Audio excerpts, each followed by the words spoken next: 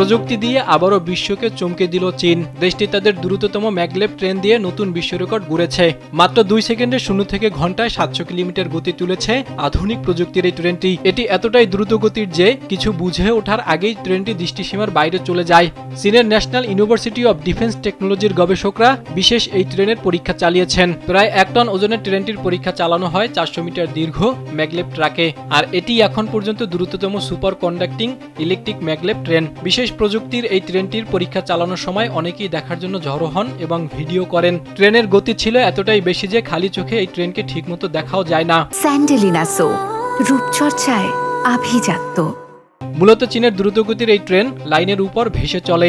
Super conducting চুম্বক ট্রেনটিকে উপরের দিকে তোলে এবং সামনে ঠেলে দেয়। ফলে ট্রেনটি রেল ট্র্যাকের সঙ্গে কোনো সংঘর্ষ ছাড়াই চলাচল করে। আর এরই মাধ্যমে বিশ্বে তৃতীয় দেশ হিসেবে এই প্রযুক্তিতে দক্ষতা অর্জন করল চীন।